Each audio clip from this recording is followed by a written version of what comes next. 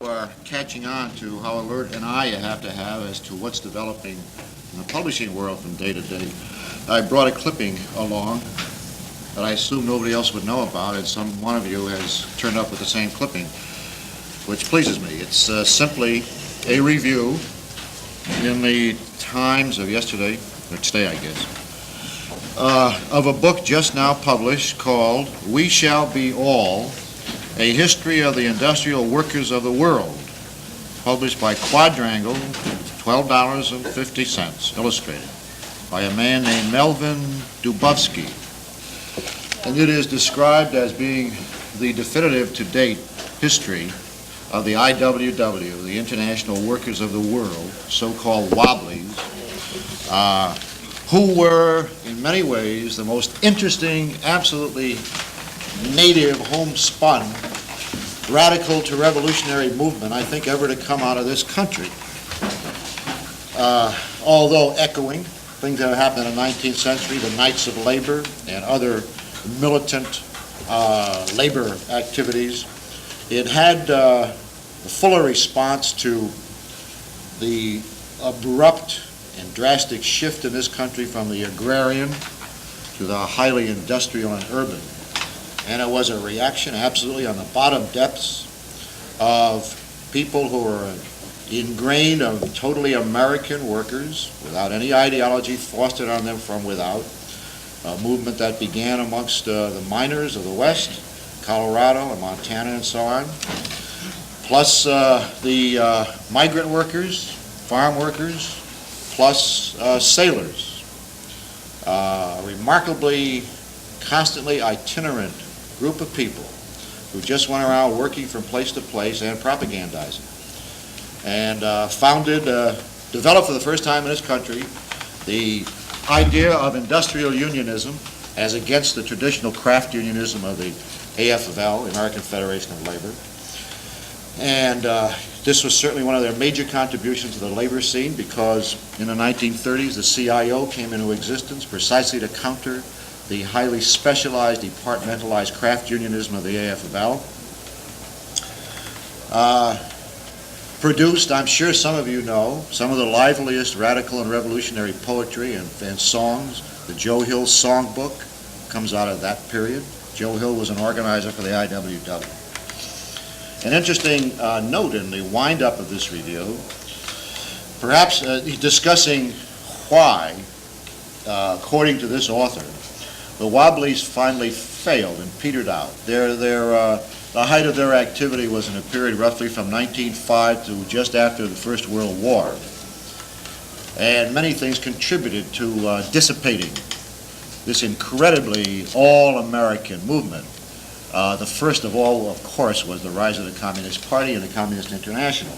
Much more determined, highly organized, and severely ideological movement.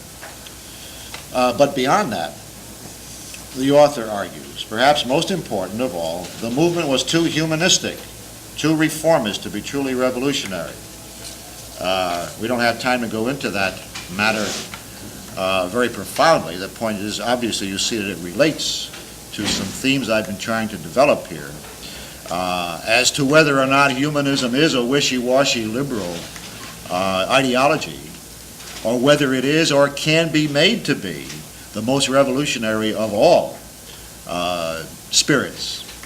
I would argue that that judgment may have some bearing upon what happened to the Wobblies, but it's certainly out of place in considering what happened in Hungary in 1956 and in Czechoslovakia in 1968, in both of which cases the Soviet tanks rolled into those countries to stamp out with absolute brutality humanistic movements within the communist world. And I think those movements have to be recognized as being amongst the most truly revolutionary of our time. Another quick word. I'm pleased to see that some things are beginning to happen in some of your heads. I know this has been a period of enormous confusion, and I know some of you must be getting quite anxious as to whether you're going to find a theme around which to organize your reading and then your paper. I want to assure you that many themes are going to pop up in our discussions. The point is we haven't gotten around to discussing this body of literature yet because I've been trying to lay a careful basis in the politics which generated the literature. We're about to wind that up. And when we get down to talking about specific books, you're going to find all kinds of aspects, literary, sociological, political, and whatnot, that will stimulate your thinking. And I think quite readily after that begins, you'll begin to crystallize your ideas as to the themes you want to pursue. I'm pleased to see that some of you have begun to come into the office and talk about these matters, and in a couple of cases we've been able to work out reading lists that I think have been helpful.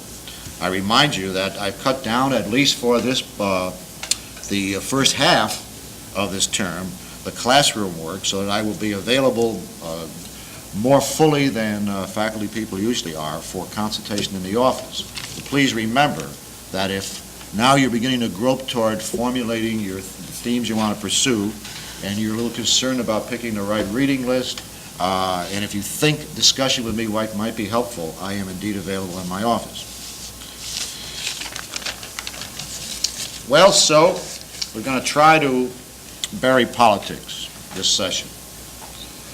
I am assuming that you're as bored with it as I am, but it necessarily has to be gone through, particularly this dismal area of politics, to find out what the literature of the 30s was all about.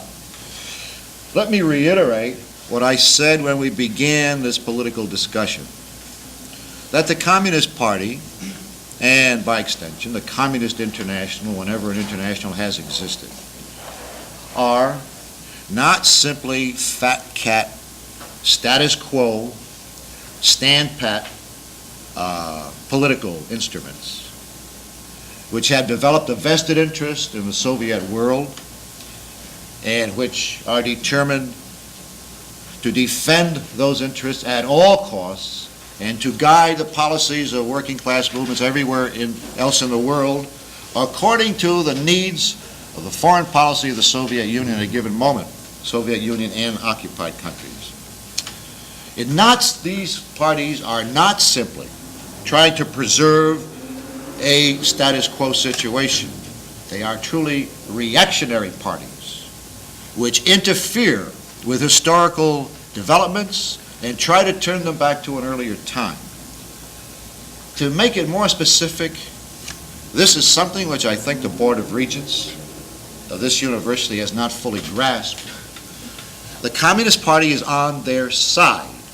The Communist Party destroys revolutions. It doesn't make revolutions, it destroys them. And rather than give you a lengthy political analysis as to why this should be so, I give you the bare statistics. The official communist movement produced one massive, truly earth-stirring revolution in this century, the Russian Revolution that we've talked about. It has produced no other revolution in the world.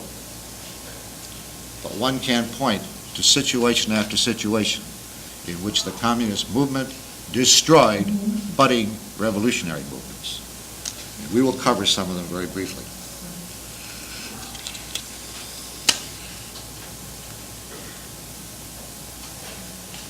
In the period that we arrived at in our last discussion, the post-revolutionary period in Russia, communist leaders were faced with an appalling paradox. According to the traditional Marx and Engels analysis, which the official communist movement adhered to rigidly and indeed religiously, the proletarian socialist revolution could come about only in extremely advanced capitalist countries in which the bourgeoisie had played out its entire progressive historical role in developing the means of production until they were capable of producing in abundance for all.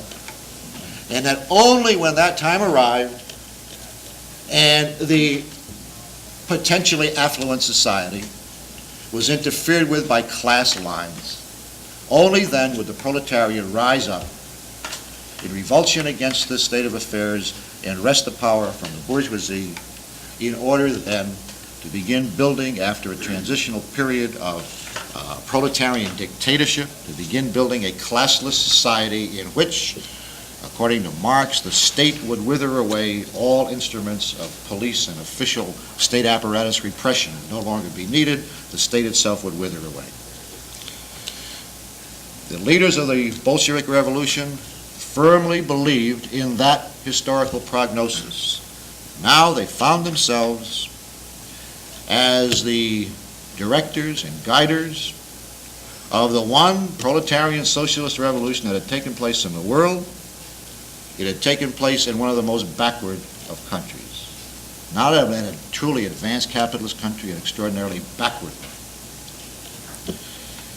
And from this paradoxical situation arose all the agony, in a literal sense and in a political sense, and the convulsions that broke the communist movement, even in Russia, apart over and over. Remnants of which problem exist in the revolutionary political scene down to this very day. Now, we saw in Russia two kinds of people crystallizing out in the newly forming bureaucracies of both government and party. On the one hand, those flaming idealists who wanted and felt that this would be achieved, a totally new order of human affairs and a totally new kind of man. The new communist man, as the Cubans have it today. By Marxist theory, such radical alterations, external and internal, in the human condition would be possible only in a society of abundance, a truly advanced capitalist society that had been taken over. It was hard to see how any of these aims are going to be realized in backward Russia left to shambles after over 3 years of participation in a disastrous war. Now there were a lot of people, and think about the very rough categories I suggested to differentiate between kinds of personnel in a revolution. There were a lot of people who had not been primarily interested in the idealistic and flaming fighting on fronts, who preserved themselves very well during the fighting while giving political lip service to the cause of the revolution, who now wanted to step in and did step into the various administrative jobs. The planners, the specialists, or the spetses, as they call them in Russian Bolshevik slang. The practical-minded people, the opposite of the Guevaras, and let me add, of the Trotskys, who were filled with endless patience, were perfectly prepared for the piecemeal, slow, day-by-day building of some new kind of structure, in the course of which they were going to be very astute at building the structure so that at the top of it would be an enormous new privileged class in which they would participate. Since there was not a society of abundance, there was going to be some discrimination. Which people were going to be appointed the elite to reap the benefits of the society, there not being enough benefits to go around. A remarkable overnight bureaucratization of the new structure began to take place. It was a development that Trotsky could have no part in, or any of his associates. This is why I think that Lenin, in his last will and testament, said Trotsky is too much immersed in administrative affairs. He had so fled from the political contests that were beginning within the party and throughout the government for the new status of elitism as the bureaucracy proliferated. He was so appalled that he retreated into pure politics-less administrative work. And Lenin quite rightly recognized that as something that could be a fatal weakness, because he was surrounded by people who were scrambling to get to the top of the pile and build a new bureaucratic society. The leader of those other people, of course, was Stalin. There was an ideological contest here. Trotsky felt in despair that the aims of the revolution could not be realized in any humanist sense, and he believed that the revolution was a humanist revolution in line with the thinking of Marx and Engels. This could not take place in a backward country.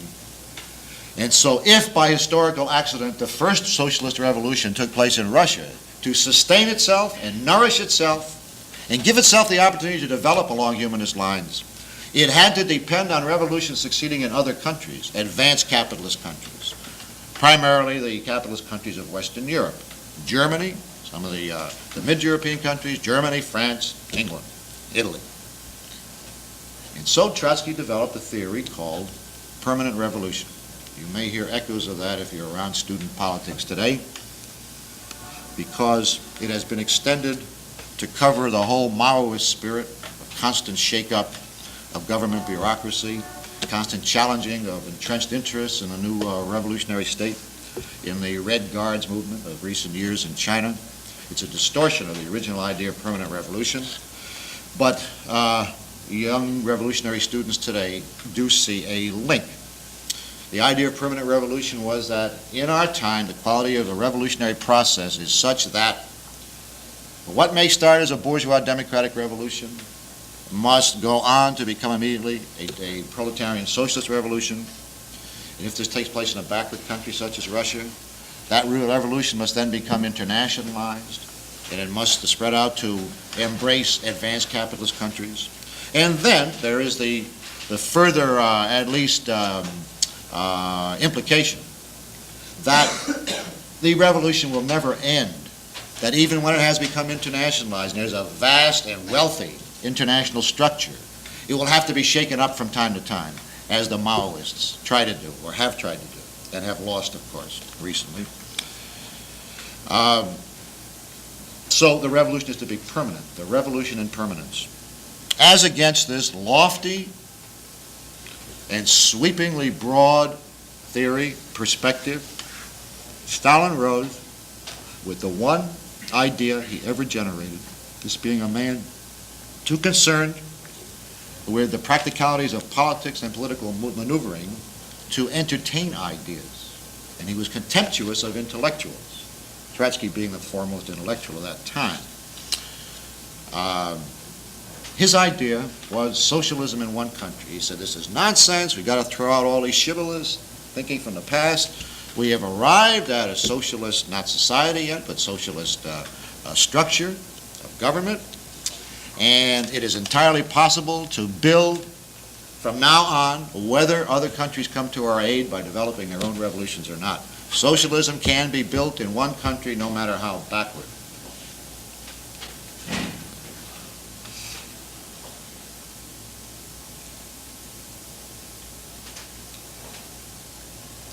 He did not add, but in fairly short order demonstrated in practice, that to build socialism, any kind of collectivist society in a backward country, meant a very simple economic logic. To expand means of production, you need capital to invest. In a backward country, you do not have this capital. Having wrested power from the feeble bourgeoisie, you've gotten very little capital from them. You don't have the capital to build an enormous industrial system. If you don't have money capital for those purposes, there is one alternative. You can use human capital. If you regard human beings as expendable, you can throw them into slave labor camps. You can work them on 80, 90, 100-hour shifts. They will provide, indeed, the capital that the capitalists were not kind enough to leave behind them.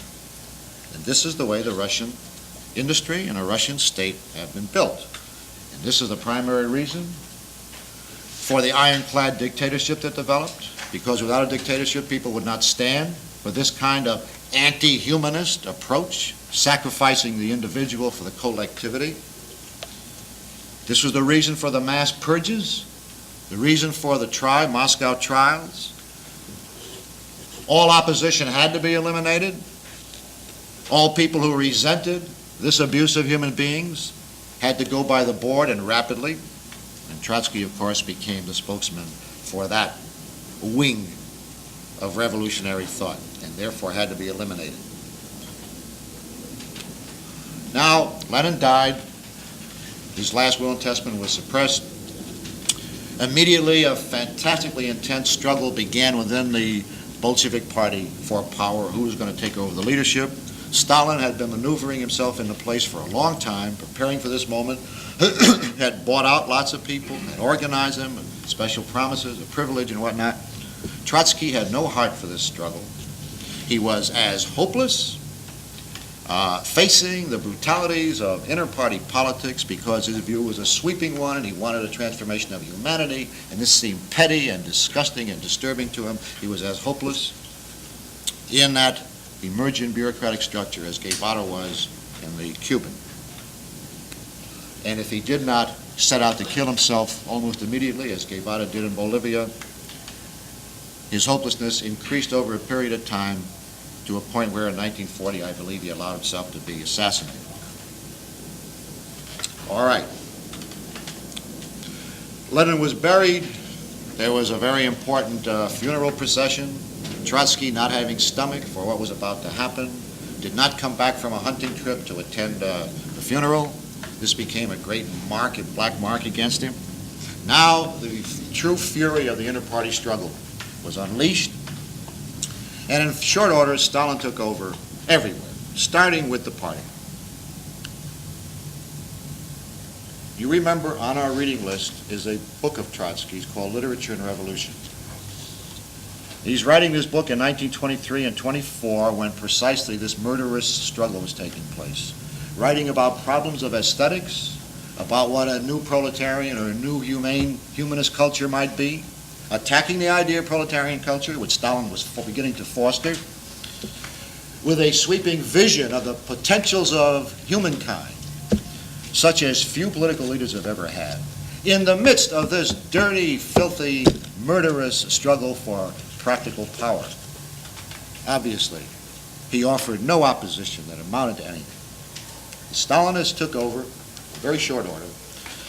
By 1927, Stalin felt secure enough to begin expelling dissident tendencies from the party itself. In 1927, the expulsion of the left opposition or Trotskyite opposition took place. In 1929, they expelled the right opposition, led by such people as Zinoviev, Kamenev, Bukharin, Radek.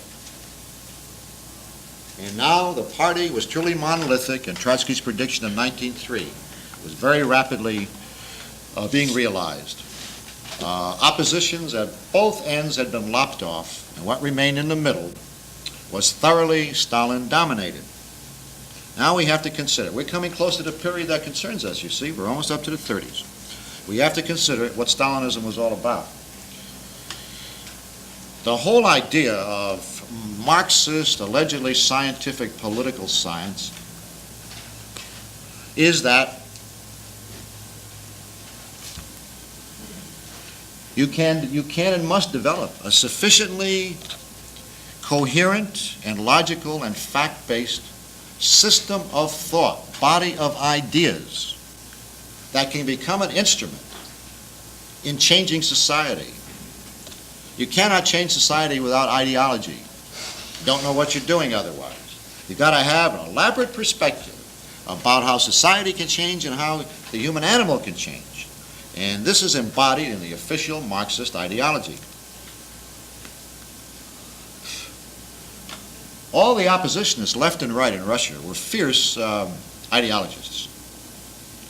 They were great theorists, they were great intellectuals. They knew the Marxist canon and lexicon by heart. They pored over all the works of the masters of the 19th century and had added many works of their own. Stalin had no trace of ideology about him. Bored with ideas,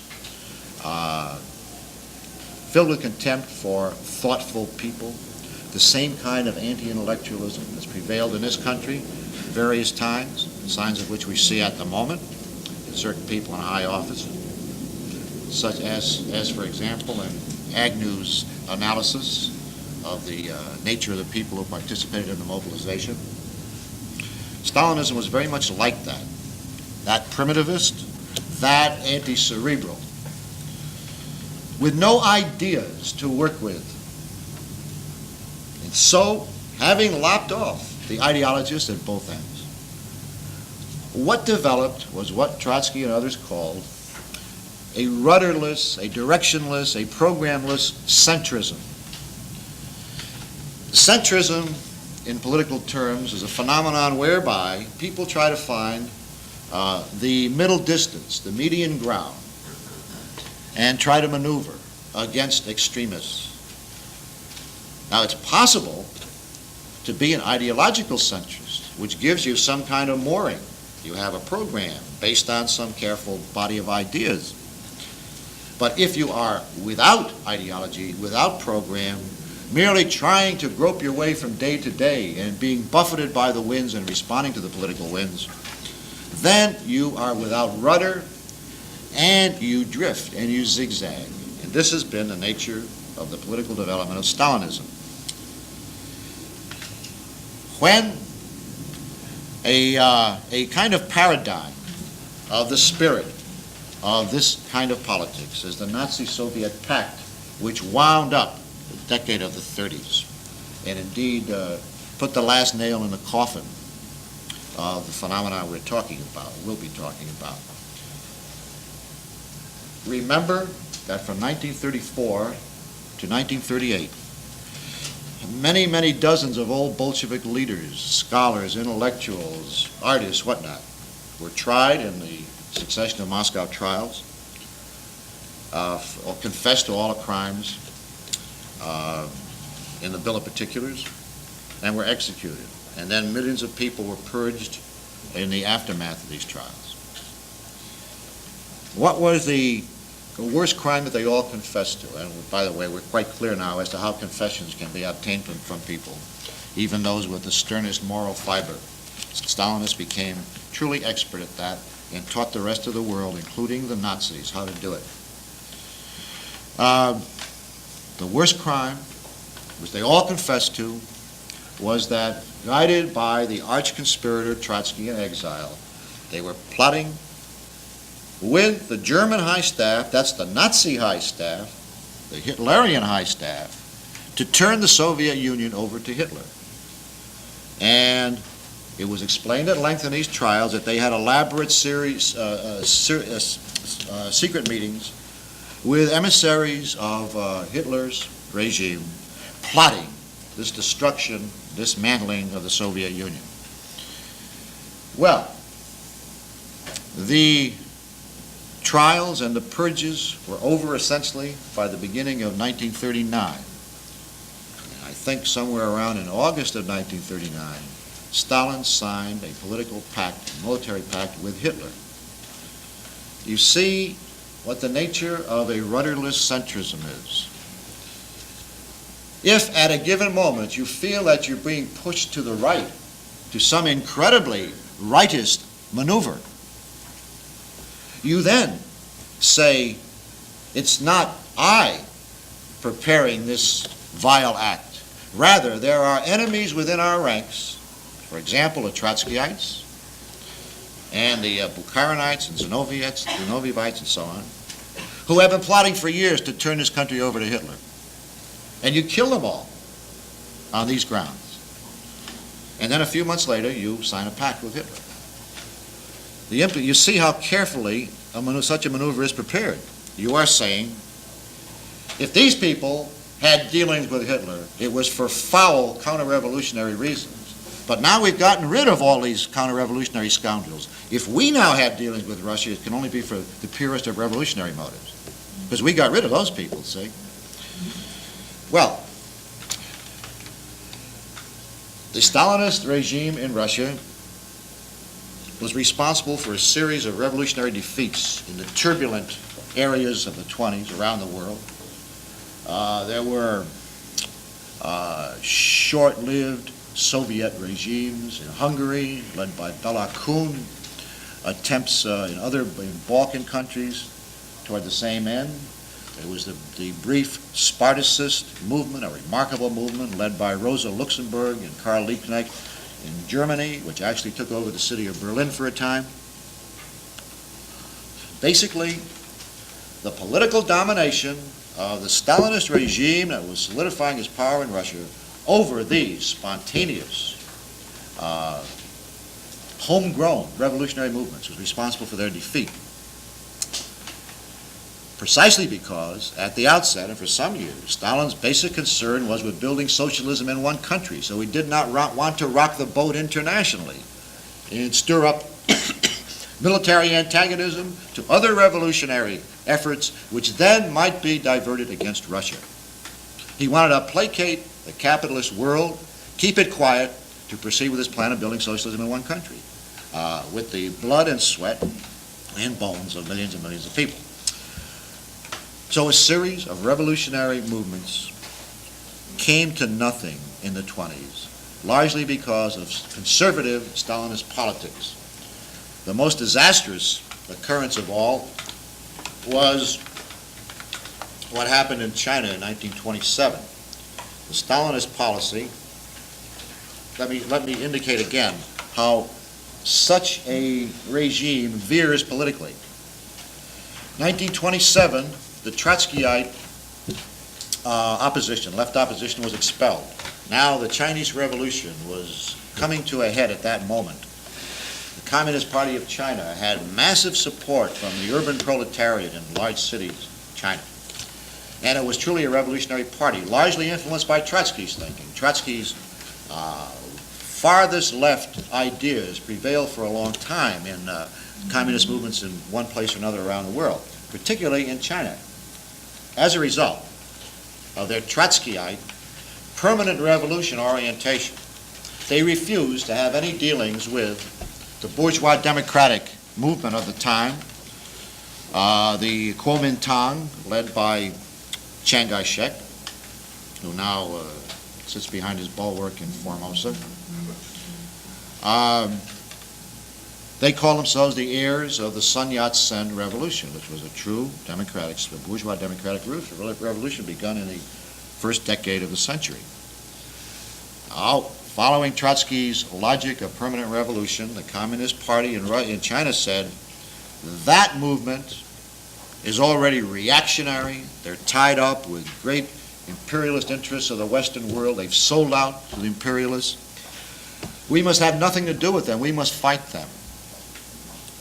Well, Trotsky was expelled, and now new Stalinist policy was introduced in China, which was that the Communist Party must obey Chiang Kai-shek's order to give up its independent organizational existence and enter into the Kuomintang and surrender its arms to Chiang Kai-shek. And this is the important point.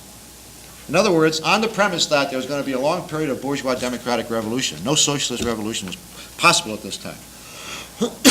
But many of the industrial workers of Shanghai, for example, other cities, belonged to the Communist Party, had no interest in Chiang Kai-shek but to destroy him, and were armed. They now were instructed to enter the Kuomintang and turn their arms over. Now you may know that there's a novel by André Malraux dealing with this moment in Chinese history, and for all its philosophical sensationalism, it's an accurate portrayal of the politics of that moment. Malraux was there himself. The book is called Man's Fate. It indicates precisely what happened. Chiang Kai-shek wanted the Communist Party to dissolve itself in his liberal organization. He wanted to get control of their arms for one reason only, to turn on them with their own arms and slaughter them. And this is what he did. That slaughter is very graphically described in Man's Fate. Well, that was a disaster. What I'm saying is the Chinese Revolution that took place after World War II might very well have taken place at that time if Stalinism had not restrained it. Now, a conservative, rightist policy had resulted in that disaster. So it's typical of this rudderless centrism that it would now veer radically to the left, but not find a logical, workable, pragmatically right policy. Rather, having been too far right, now veer over too far left to what Lenin called the infantile disease of ultra-leftism, and is the characteristic of centrist movements that have no firm ideological foundation, that they drift right into what's called rightist deviationism. You hear that term around a lot today, and particularly in China. Rightist deviation on the one hand, ultra-leftism, sectarianism on the other. After the Chinese disaster, that's what happened. They turned far left and initiated a policy that is summed up in the phrase, the third period. In other words, there had been two political periods before this, the one right after the revolution, the other leading up to the Chinese defeat in 1927. Now began a third period of ultra-leftism. Now, in revolutionary politics, ultra-leftism works out in many concrete ways. It means, for example, you cannot work with, as revolutionaries, you cannot work with any of the existing union movements, because union movements, by definition, are controlled either by the bourgeoisie outright, or their agents, or by liberal, reformist, mild, evolutionary-minded social democrats who turn out to be counter-revolutionary and agents of, and lackeys of the capitalists. So, you must form your own unions. So this leads, for example, to the policy of dual unionism. You form red unions, you form communist unions. Wherever you have enough workers in a given industry to bring them together in an organization. And these unions are, the members of the unions are either in or closely associated with the Communist Party, and their political line is laid down by the Communist Party. And these unions are not to be, not to occupy their time and waste their energies in mild reformist efforts toward just slightly higher wages, slightly better hours or whatnot. They're to prepare to be the military shock brigades of the coming revolution. Well, now we come to the 30s. Another disaster of incomparable scope. Hitler.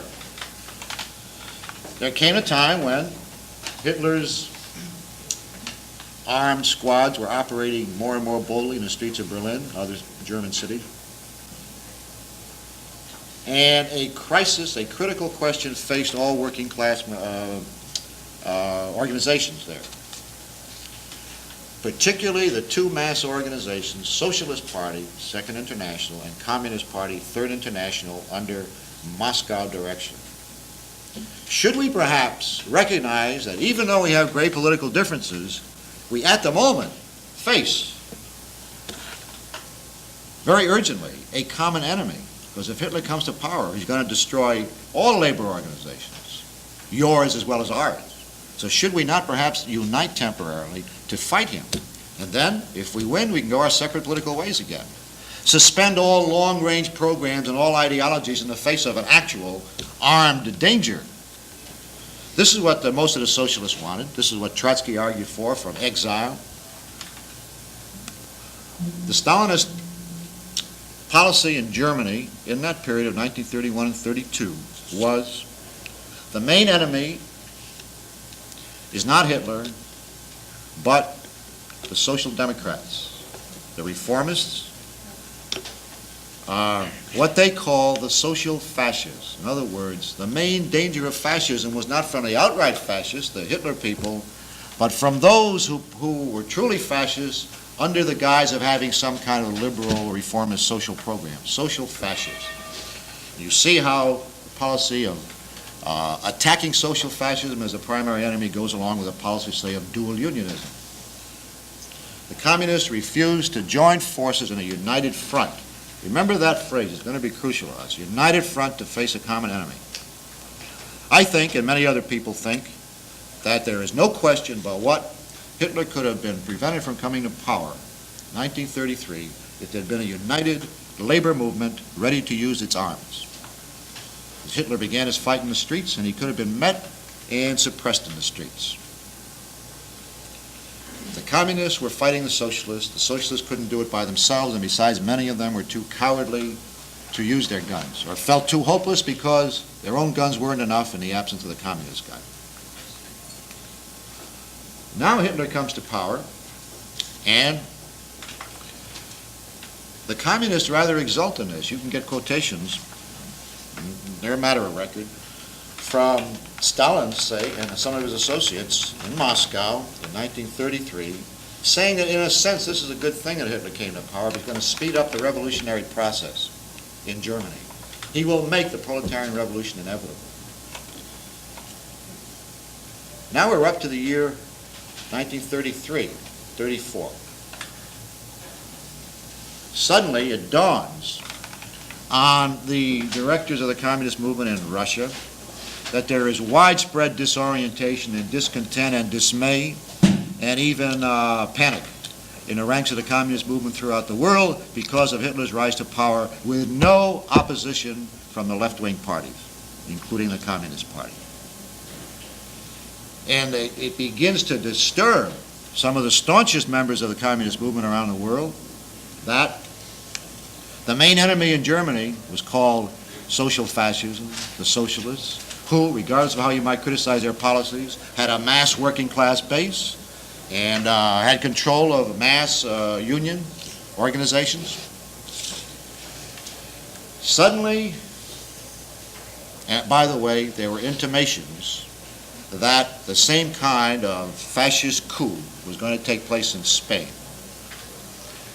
And suddenly there were agitated international meetings of the communists, and an about-face took place. Again, the centrism having been disastrous at one end of the scale now veered to the other end, and embarked on a period of mildness, enlightenment, compromise, goodwill, vast understanding of all men of goodwill, right down through socialists and even including liberal capitalists.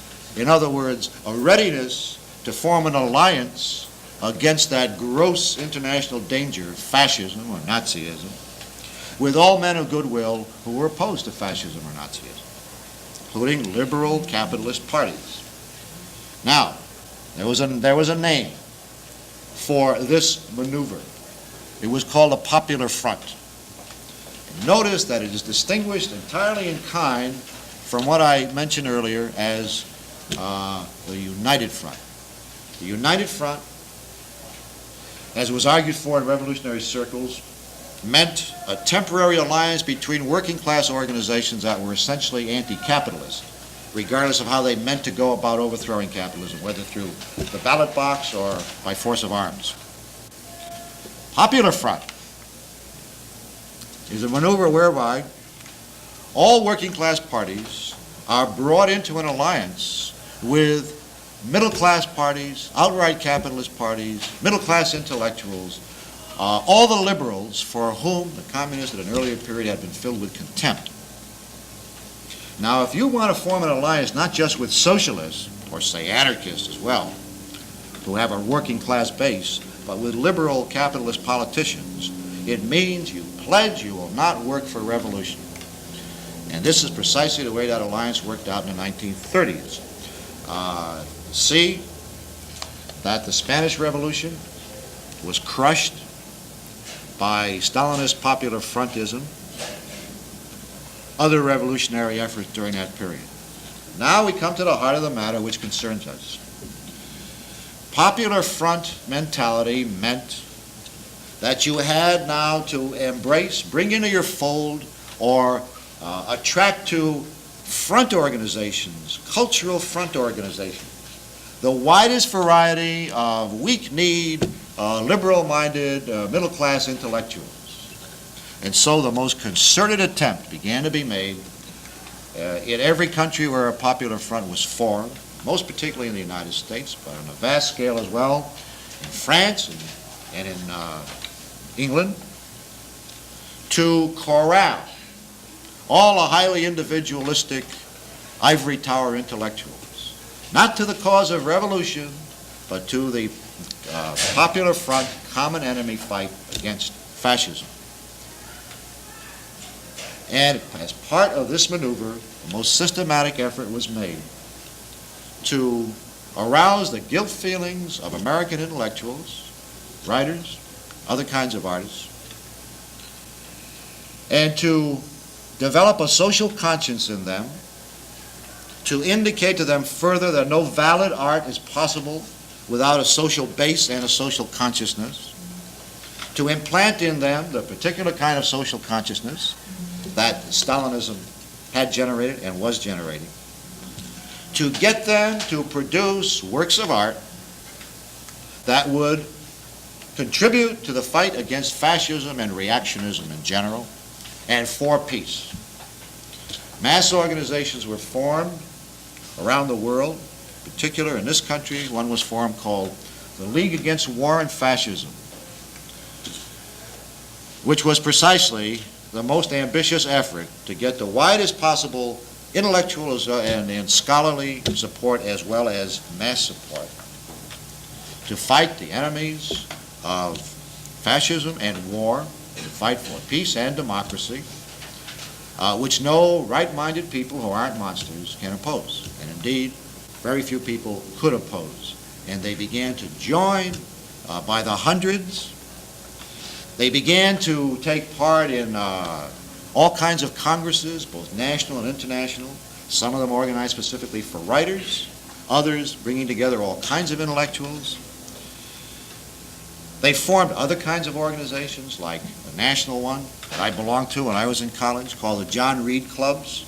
They existed in all the big cities, particularly where there were universities, and they were centers where intellectuals of this new kind of persuasion, centers where such people could come and talk about matters of art, particularly as art related to social concerns. Now, this is the climate in which proletarian literature was born. So finally, I hope I've justified our lengthy excursion into politics, because there was simply no way to establish for you the meanings of the political maneuverings that led to the climate of the 30s without giving you the history I've tried to give you. So there we are. We finally come to literature. That's what we're going to be concerned with from now on. So bear with me, and we'll get to our subject finally. Oh, any questions? We have a couple of minutes.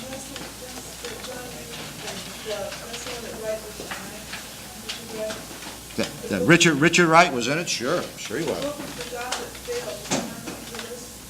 It's not on the list, no, but if you want to read it, it's certainly vaguely connected, you know. It tells about the politics of the time and the spiritual crises that many people had because of the politics.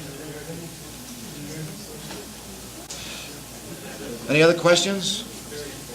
Okay, next time.